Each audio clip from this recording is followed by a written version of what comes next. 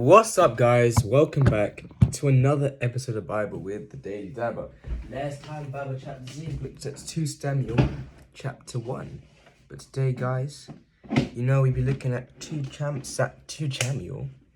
Samuel chapter 2, lads. So chapter 1 was David hears Saul's death, and chapter 2 is David anoints king. No, David is anointed king over Judah. David, bro. Let's get it.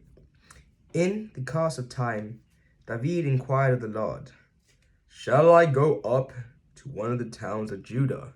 he asked. The Lord said, "Go up." David asked, "Where shall I go?" "To Hebron," the Lord answered. So David went up there with his 2 wives, Ahinoam of Jezreel, and Abigail, the widow of Nabal of Carmel. David also took the men who were with him, each with his family, and they settled in Hebron and its towns.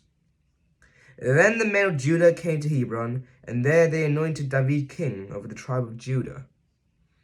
When David was told that it was the men from Jabesh Gilead who had buried Saul, he sent messengers to them to say to them, "The Lord bless you for showing this kindness to Saul, your master, by burying him. May the Lord now show you kindness and faithfulness. And I too will show you the same favor, because you have done this. Now then, be strong and brave, for Saul your master is dead. And the people of Judah have anointed me king over them." War between the houses of David and Saul. Meanwhile, Abner, the son of Ner, the commander of Saul's army, had taken Ishbosheth, son of Saul, and brought him over to Mahanaim. He made him king over Gilead, Ashur, and Jezreel, and also over Ephraim, Benjamin, and all Israel. Ishbosheth, son of Saul, was 40 years old when he became king over Israel, and he reigned 2 years. The tribe of Judah, however, remained loyal to David. The length of time David was king in Hebron over Judah was 7 years and 6 months. Abner, son of Ner, together with the men of Ishbosheth, son of Saul, left Mahanaim and went to Gibeon. Joab, son of Jeruiah, and David's men went out and met them at the pool of Gibeon. One group sat down on one side of the pool, and one group on the other side. Then Abner said to Joab, "Let's have some of the young men get up and fight hand to hand in front of us." "All right, let them do it," Joab said.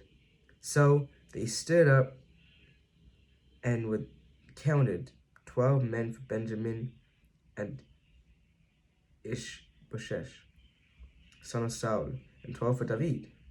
Then each man grabbed his opponent by the head and thrust a dagger into his opponent's side, and they fell down together. So that place in Gibeon was called Helkath Hazarim. The battle was very fierce, and Abner and the Israelites were defeated by David's men. The 3 sons of Zeruiah were there: Joab, Abishai, and Asahel. Now Asahel was as fleet-footed as whoa.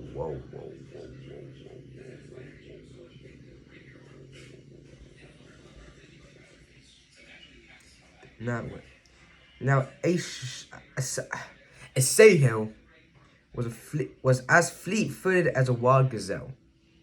Gazelle punch. He chased Abner, turning neither to the right nor the left as he pursued him. Abner never looked behind and asked, "Is that you, Asahel?" "It is," he answered.